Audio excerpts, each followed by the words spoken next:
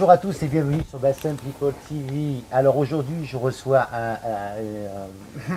un ex-boys band, hein, Quentin Elias. Salut Quentin, comment vas-tu? Ça va bien et toi? Ouais, t'as la forme? Très bien, très bien. Très bien. Alors Alliage, vous vous rappelez tous d'Alliage, Tube sur Tube en 1996, c'est ça? Alors Quentin, on va démarrer direct. Tu as cartonné pendant des années avec Alliage, tu étais le leader du groupe. Coup de théâtre en 99, tu te casses. Pourquoi? Fin 99, presque demi-2000. Ça faisait 4 ans et puis. Mais ça marchait, ça marchait. J'ai quitté le en plein succès parce que. Parce que on a du temps. Oui, on a du temps, vas-y. Parce que on a grandi un peu de chacun de notre côté. Il y avait un peu des tensions entre les uns et les autres. En fait, pour faire court, j'étais le chorégraphe du groupe aussi. Tu étais le leader du groupe. Le leader aussi le chorégraphe. La production m'a demandé d'être le chorégraphe, donc j'avais travaillé sur tous les concerts, j'avais fait le Casino de Paris, tout ça. Et donc, quand tu es le chorégraphe et quand tu es en répétition, tu donnes des ordres. D'accord? Non, tu fais pas ça, tu fais bien les choses et tout ça. Donc, si tu veux, t'es plus au même niveau à un moment donné que les autres groupes. T'es plus égal. D'accord? Et donc, ça fait des tensions. Et hors répétition, il y a toujours des tensions parce que j'étais pas le chef, je voulais jamais être le chef du groupe. J'étais le leader, c'était contre mon gré, mais on m'avait mis comme ça. Et la production, si tu veux, a fait qui me poussait à faire un peu plus les choses. Et si tu veux, il y avait un peu plus des malentendus au sein du groupe. Et puis, il voulait être un groupe pop, rock et alors qu'on était un boys band, donc à un moment donné, les gens qui voulaient nous voir en concert, ils voulaient voir Alliage, qui n'en savaient photographie, ils ne voulaient pas venir nous voir avec des micro-pieds, tu vois qu'on est... Et donc, si tu veux, à un moment donné, il y avait... moi, je voulais faire des vrais shows, et puis ils ne voulaient plus danser, ils ne voulaient plus faire des efforts pour donner aux fans ce qu'ils voyaient à la télé, tu vois. Donc, quelque part, ils se sont un peu laissés aller... Mais tu sais que... Sans casser quoi que ce soit, c'est des gens que j'aime beaucoup. On avait des différends et on ne voyait plus les choses pareil. Donc, au lieu de faire les choses à moitié, je me rappelle le dernier concert qu'on avait fait, c'était à Nantes, j'étais parti en plein concert. Je regardais sur scène et on était devenu un peu comme une caricature d'Alliage, en fait. À ce point-là? Je l'avais vu comme ça. Après, je sais pas, mais je regrette pas d'être parti. Si c'était à refaire, je le referai. Vraiment? Je regrette qu'une chose, c'est la façon dont je suis parti. Pourquoi? Parce que tu mets au chômage, il y avait une grosse équipe derrière nous et c'était pas cool, tu vois. J'étais jeune et le problème dans ce métier-là, c'est que tu apprends le métier en faisant des erreurs. Donc c'est encore plus dur, tu vois. Tu apprends et tu fais des erreurs et les gens ne te pardonnent pas facilement. Donc, mais tu es parti sur un coup de tête ou ça a été mûrement réfléchi? Ça commençait à me travailler, il y avait un petit ras-le-bol et puis je suis arrivé sur scène et puis on venait juste de sortir le deuxième album et puis à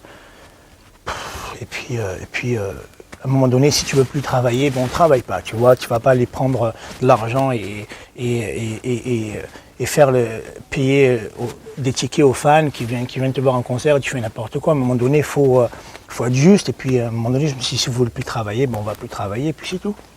Et puis voilà, je suis parti. Et c'est un risque énorme, parce que tu cartonnes, ça vend on a vendu 5 millions. 5 millions de disques.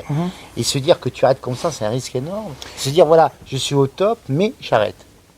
C'est pas une question d'être un risque, c'est une question d'être... Parce qu'à partir du moment où tu as quelque chose qui fonctionne, tu ne sais pas ce que tu vas faire après et comment tu vas pouvoir rebondir. Tu ne sais jamais. Non. Sauf si tu arrêtes parce que tu as déjà autre chose derrière.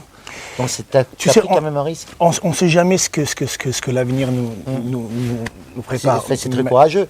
Et, je pense que tu l'as vraiment fait par conviction parce que tu étais vraiment persuadé que mais tu sais, je vais te dire un truc. J'ai commencé la danse à 6 ans. J'ai tout le temps été sur scène. J'aimais le spectacle, j'aimais les choses carrées. Et être sur scène et faire des trucs à moitié et voir les gens qui se regardent en disant « Attends, tu fais n'importe quoi », pour moi, j'avais plus vraiment envie de le faire. Et puis voilà, quoi. Donc, maintenant, alors toi, tu es plus dans... Tu te vois plus danseur que chanteur ou les... Mais moi, je voulais être danseur à la base, quand j'étais jeune. Et je voulais danser, je voulais tout faire. Donc, je suis monté à Paris avec ça en tête, je voulais être danseur. Et puis, Alors, pour la petite anecdote, tu as commencé à quel âge? 6 ans, c'est 6 ça? ans. 6 ans, et il a commencé à danser à 6 ans. J'ai fait des claquettes, des ballets classiques, Classique. et puis Modern jazz, non? moderne. J'ai tout fait. Je voulais être un danseur à 100%. Et puis, je suis monté à Paris, je voulais danser au Moulin Rouge, je voulais aller à l'opéra, tout ça. Et puis, audition en audition, je me suis dit, peut-être que je peux faire quelque chose d'autre. Donc, j'ai commencé un peu à prendre des cours de chant, parce que danseur, c'est super dur, il y a des millions de personnes. Tu as pris des cours de chant quand même, ouais. J'ai pris des cours de chant, et je veux dire avec qui? Avec Richard Cross. Ah oui. Une personne très, très... mais à l'époque... c'est un mec très très dur et j'aimerais dire ça à la caméra. C'est un mec, moi je ne pouvais pas payer Richard Cross parce qu'à l'époque il était toujours cher, tu vois. Et moi je travaillais barman à l'époque, je faisais, tu vois, et je ne pouvais pas me le payer. Donc si tu veux, mais il voyait tellement que je voulais le faire à l'époque et j'avais tellement ça dans le sang et il me donnait toujours à moitié prix ou des trucs gratuits, tu vois. Donc j'aimerais le remercier à la caméra, Richard, merci. Donc voilà, et puis après quand j'ai fait une audition avec Daniel Moine pour Alliage, il connaissait Richard Cross et il appelait en me demandant est-ce que Quentin sait faire ci et ça. Donc en fait Richard Cross m'a conseillé à Daniel Moine aussi, donc l'un dans l'autre c'était parfait. Donc merci Richard. D'accord. Alors, tu as dit à un moment donné que Gérard Louvain, pas Daniel Moine, mais on ne peut pas parler de Moine sans Louvain. Bien sûr, bien sûr. Tu dis qu'après avoir quitté Alliage, il t'a un peu cassé, c'est ça ou pas? Je ne veux pas commencer la guerre. Non. Alors, non. J'ai un truc à dire. Gérard Louvain, c'est une personne très professionnelle. Un très très grand nom du métier. Il a travaillé avec les plus grands et je respecte son parcours et son travail. D'accord. Maintenant, je me mets à sa place et si j'ai un artiste qui arrête la machine en route, bien sûr j'aurais été en colère, mais bien sûr je me mets à sa place à 100%, d'accord. Arrivé à un moment donné, je pense qu'il a été un peu rancunier et c'est normal, d'accord. Maintenant, je pense que les gens, les médias, ils veulent faire un peu la guerre avec Gérard Louvain. Moi, j'adore Gérard, j'adore Daniel. Je parle à Daniel souvent et c'est des gens que je respecte beaucoup. Et il ne faut pas oublier que Daniel Moine et Gérard Louvain m'ont donné la chance. C'est ça. Et ils ont changé ma vie et tout ça. Donc, quand tu as arrêté à Alliage, tu n'en as pas parlé avant? Tu les as mis sur le fait accompli ou tu en as un peu discuté avant?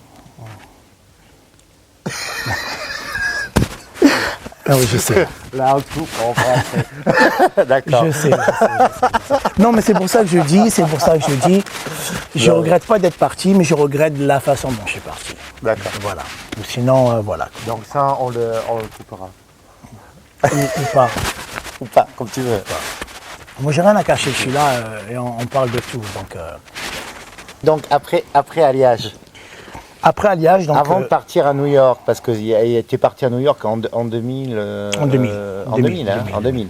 Entre-temps, tu as arrêté en 99, je crois. Si tu veux, je vais te dire un truc très rapidement. Dès que je suis parti d'Alliage, j'ai vu de suite que pour moi, c'était impossible de faire quoi que ce soit en France. D'accord. J'ai commencé un peu à travailler avec d'autres personnes. Je voulais sortir un single que j'ai fait. Tu t'es bloqué à ce point-là? Oui. Donc si tu veux, à un moment donné, je me suis dit, c'est pas la peine que je reste en France, perdre mon temps et essayer d'aller quelque part. Et à chaque fois, j'avais un mur contre moi. D'accord. Chose que c'est normal et que je comprends. Mais donc dessus, je suis parti à New York parce que même en tant que danseur, à un moment donné, je te donne une anecdote très... j'avais fait une audition pour une comédie musicale qu'on va pas nommer. Et puis apparemment, comme j'étais Quentin d'Alliage, je ne pouvais pas avoir un premier rôle ou un second rôle ou n'importe quoi. Et moi, j'ai besoin de travailler, je suis un artiste. Donc j'avais vu le metteur en scène et la production, j'ai dit, est-ce qu'au moins je peux être danseur alors? Ok, d'accord, je chante pas, je suis danseur. Il n'y a pas de problème, tu vois. Moi, j'ai pas un problème d'ego. Cool. Ok, cool, on danse. Okay. Et même en tant que danseur, si tu veux, j'ai trouvé que je ne pouvais pas avoir du travail. En tant que danseur. Donc je me suis dit, Quentin, pars, va faire ta vie ailleurs. Et puis j'ai recommencé à New York. Et dès que je suis arrivé à New York, j'ai travaillé de suite. Et si tu veux, j'ai eu la chance de ne pas vivre l'après-Alliage. J'ai pas vécu... Mais tu n'arrives pas à New York comme ça. Si. En fait, tu avais des contacts, quelque chose. Et ben, tu sais, quand je suis arrivé à Paris, moi, j'avais aucun contact. Oui, mais bon, Et donc, si ça tu reste veux- la France. Là, tu pars dans un pays étranger. tout Et ça. alors Et alors alors, Pourquoi c'est tu vas te évident. mettre des limites? Pourquoi tu vas te mettre des barrières? Non, c'est pas grave. Tu vois, au pire des cas, je serais revenu. Tu vois. Donc je pars dans ce principe-là, tout est possible. Donc je suis parti à New York, j'ai fait mon trou, j'ai commencé avec Junior Vasquez, j'ai fait le tour du monde avec lui. Et dès que je suis arrivé à New York en juillet, et j'ai commencé à travailler avec lui en août. Et donc en octobre, quand sa compilation est sortie, on a commencé un peu à tourner de partout. J'ai fait Japon, tout ça avec lui. Et donc je me suis fait un peu un nom avec Underground sur New York. Donc j'étais un peu connu dans les clubs à New York. Et puis à New York, ça va très vite. Quand tu es connu à New York, tu chantes à New York, après tu vas à Los Angeles, à Miami, un peu de partout. Et tu commences à avoir un nom un peu dans les États-Unis. Et puis c'est Et tu facile. chantais en français ou en Non, anglais là-bas en anglais. En anglais, mais tu parlais anglais? Je parlais, mais pas couramment comme maintenant. Quand D'accord. même. Maintenant, pour moi, l'anglais, c'est devenu comme ma première langue, en fait, si tu veux. Et puis, tu te forces, tu vois, à un moment donné, il faut te dire que tu n'as pas le choix et que tu te forces, et puis voilà, quoi. Et puis après, ça vient comme ça. Bon, alors moi je voudrais rétablir une situation, parce qu'on dit que tu as tourné des films gays, ce qui est faux. J'aimerais le voir, ce film gay, parce que moi, je ne l'ai pas vu. Voilà, Donc, j'aimerais savoir qui a faux. été mon partenaire. c'est faux. J'aimerais bien le rencontrer et C'était dire pas merci moi, d'avoir j'étais tourné pas avec né. moi. Non, en fait, le problème, c'est que il y a des journalistes en France qu'on ne va pas nommer et qui font pas leur travail comme quand tu es un journaliste, tu as tellement un pouvoir de communication que normalement, il faut vérifier ses sources. C'est ça. Et ils ont dit ça n'importe quoi, et ça peut blesser la carrière de quelqu'un. Oui. D'accord. Donc quand j'ai entendu ça, pour moi je m'en fous, d'accord. Mais c'est surtout pour ma famille qui vit ici. Film gay, j'ai jamais fait de film gay. C'était une sex tape tout seul. C'est comme un grand. Donc tout seul comme un grand. Et Et donc, donc ça ne peut pas être gay, c'était un. voilà. Donc si Pas tu de- veux, ça a été produit par. Il n'y avait pas de. Ça a été produit par une boîte qui fait aussi des films gays aussi, donc c'est pour ça que les gens disent des films gays, mais si j'ai fait un film gay, j'aimerais bien le voir. Et on n'a pas pu te le montrer. Non. Voilà. Alors, quand tout ça dit, Ok. aujourd'hui tu reviens en France, tu as ressorti Lucie, Oui. cette chanson où tu es. Où tu D'alliage. montres ta nouvelle plastique, parce qu'entre-temps il a pris quelques kilos de muscles. Il veut pas nous montrer ses muscles en direct à la télé. Pardon. Donc, je reprends. Faut regarder. Non, parce que j'ai touché ton micro en fait. Il veut pas nous montrer ses muscles en direct à la télé, mais par contre, moi ce que je vous propose tout de suite, c'est regarder le nouveau clip de Quentin, Lucie, où vous allez voir, il est musclé et tatoué, un vrai Maori. Et on se retrouve dans quelques secondes.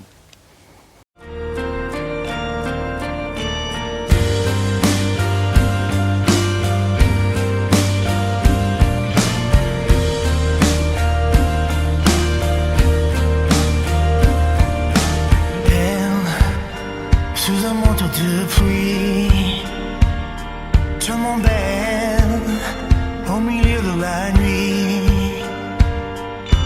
Même si je dis danser,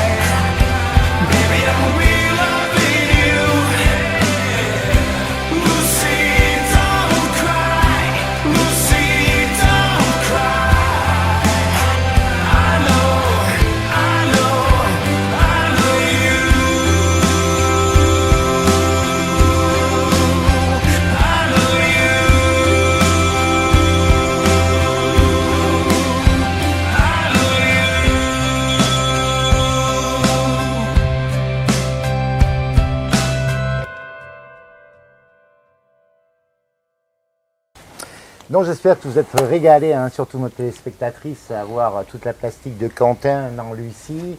Alors Quentin, maintenant tu reviens un peu en France, tu fais des concerts. Alors, si tu veux, ça a commencé dès qu'il y a eu un peu cette vague de la nostalgie des années 90. En fait. ouais. Et si tu veux, moi depuis que je suis parti d'Alliage, j'ai jamais rechanté en France, jamais.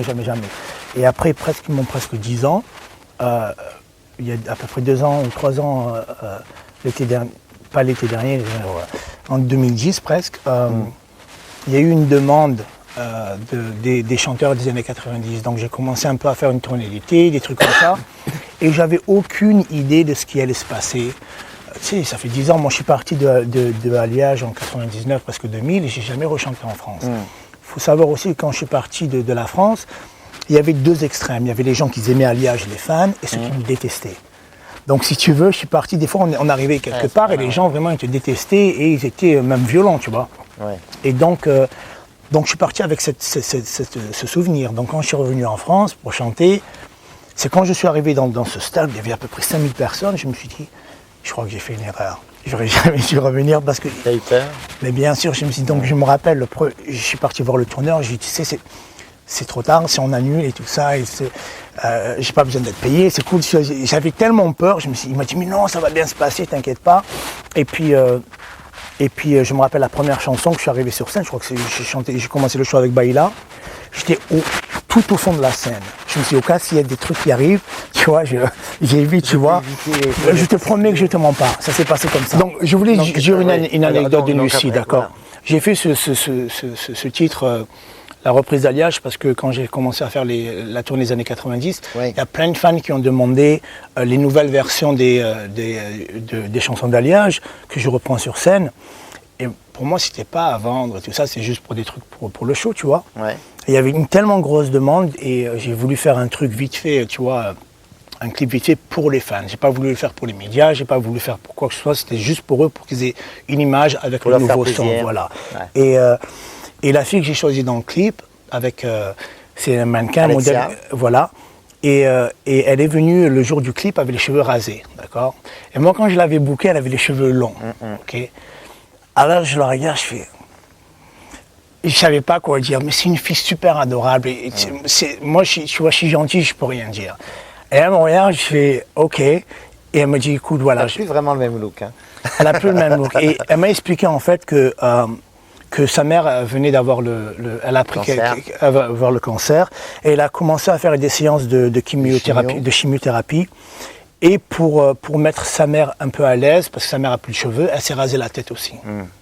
Et donc, si tu veux, j'ai trouvé cette histoire très belle. Je ne l'ai pas prise pour le clip juste pour ça, parce que business, c'est business. Bien sûr. Mais elle avait un visage tellement féminin, avec un maquillage, une fille avec des cheveux courts.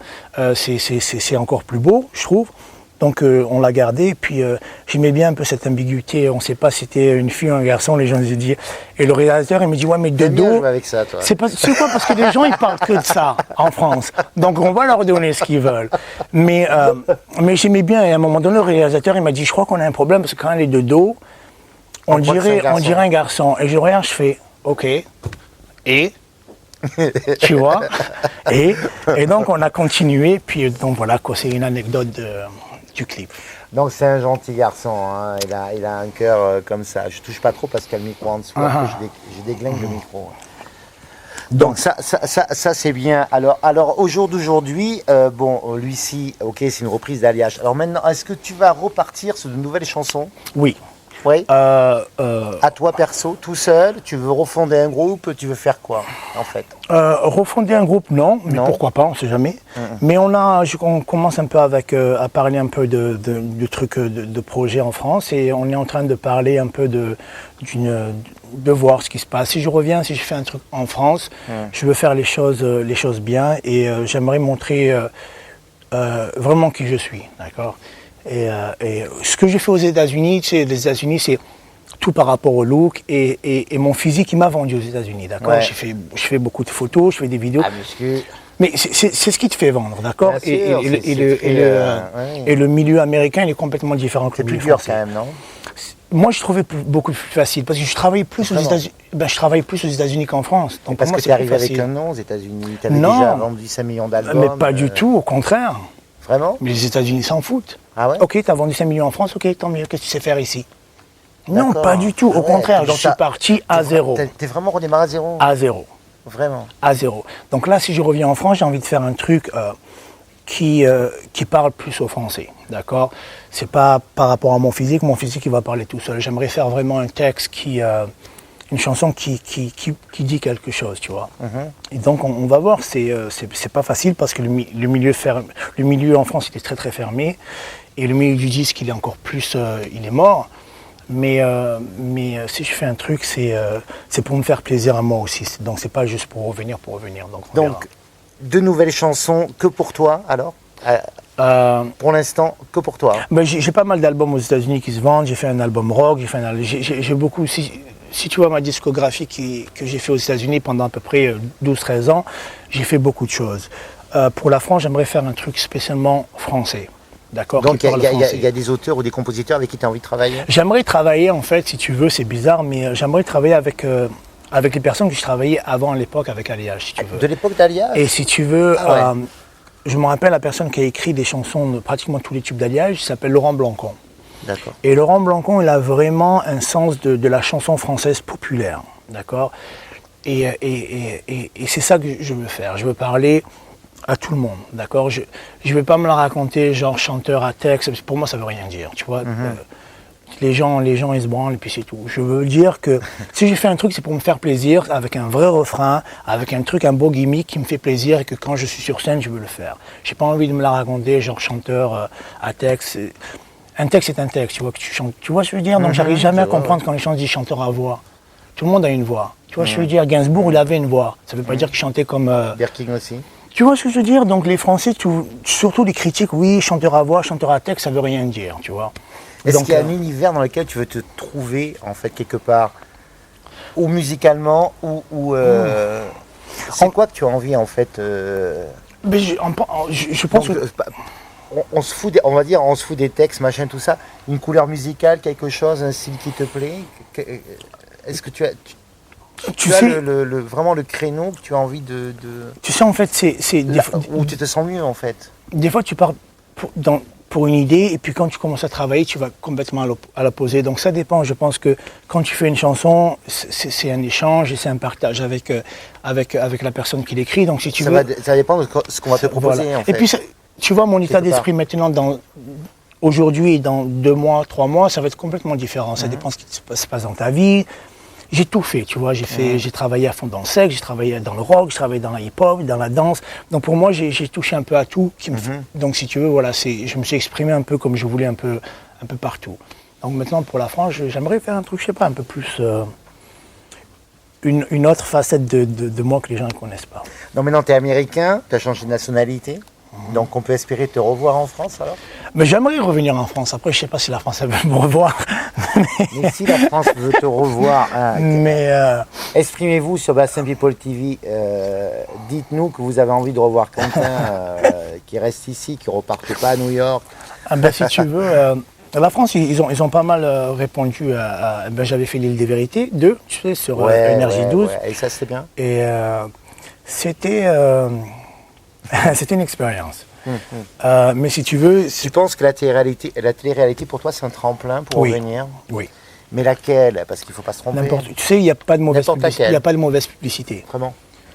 On parle de toi. Tant qu'on dit ton nom, c'est pas grave. Tu vois ce que je veux dire? Madonna, tant qu'on parle de toi. Mais ça, c'est le plus important. Donc, si tu veux, c'est pour ça que tout le monde, aujourd'hui, se sert d'une télé-réalité pour revenir. Je l'ai faite, c'était pas pour revenir, parce que pour moi, dans ma tête, je pensais même pas qu'il y avait ce buzz, je n'avais jamais entendu parler de cette émission, je savais pas ce que c'était Énergie 12. Ouais. Et pour moi, quand on m'a demandé de le faire, je dis pourquoi pas, tu sais, voyage à Tahiti, dans une maison, pourquoi pas. Quand je suis rentré dans la maison, c'était autre chose. C'était autre chose, parce qu'après, les règles et comment ça s'est passé, c'était autre chose. Mais j'ai apprécié le faire, j'ai rencontré des gens d'une grande qualité humaine, j'ai travaillé avec et les gamins, ils sont... Si tu les prends à part, un après un, ils sont super adorables. Tu les mets ensemble, c'est la guerre. Mais si tu veux, ça m'a fait, je pense que les gens, ils m'ont connu, ou ils m'ont vu, Ils t'ont revu, on va dire, parce que complètement entre-temps, il y a quand différent. même une génération, il y a Non, plus bien de sûr. 10 ans, il y a une génération Et différente. puis les gens, ils m'ont jamais vu au jour le jour. Ils m'ont toujours vu un peu préfabriqué dans Alliage, Ouais, ils t'ont avec vu les en costumes. émission, mais ils t'ont pas vu vivre, voilà. Ils ont pas Et vu ta c'est vraie chose que la personnalité, production faisait en sorte. Tu vois, on vivait dans un cocon. Mais si tu veux me vivre voir comment je suis tous les jours et comment je réagis aux choses, si tu veux, les gens, ils ont redécouvert un content qu'ils ne connaissaient pas aussi. Et donc, si tu veux, ça a ouvert un peu l'esprit de certaines personnes. Et donc voilà, tant mieux, tant mieux. Mais si tu veux, ça aussi, je suis content d'avoir fait quoi. Mais aujourd'hui, tous les jeunes, ils veulent faire une télé-réalité. Ah oui, Tout le monde veut faire ça. tous les jeunes, ils veulent faire du si cinéma, je vais ils te veulent dire- chanter, ils veulent faire de la télé-réalité. Mais bon, ça a toujours été. Mais c'est pas les gens qui veulent faire la télé-réalité parce que la plupart des gens, ils veulent Toi, tu être, l'as fait d'une autre façon. ils veulent T'étais être déjà connu connus. avant, c'est pas Ils veulent pareil. être connus, les gens. T'étais déjà connu avant. Mais pas la même chose. donc c'est pour ça que j'ai voulu le faire. Donc pour moi, c'était Est-ce que la France te manque ou pas? dans quel sens? Je sais pas. Ok, c'est une question piège. Si la France me manque, travailler en France, c'est complètement différent de travailler aux États-Unis, d'accord? Donc il faut que tu t'adaptes et puis le public français bien sûr me manque parce que ils m'ont suivi pendant toutes ces années. Et j'ai des fans qui sont super. Je veux te dire, je les suis et quand je les vois maintenant, tu les vois en concert. Maintenant ils ont pratiquement mon âge, ils ont un peu pour la trentaine, donc tu peux vraiment leur parler. C'est pas comme à l'époque, c'était des jeunes hystériques, donc il n'y avait pas un contact. Maintenant tu vas leur parler. Les gens ils sont cool, tu vois. Tu représentes quelque chose dans leur vie, tu représentes leur enfance, leur jeunesse, d'accord? Donc il y a toute cette nostalgie, tu vois, qui est bien. Maintenant. La seule chose que j'aime pas, et c'est dommage parce que la France est tellement un beau pays, c'est la mentalité française.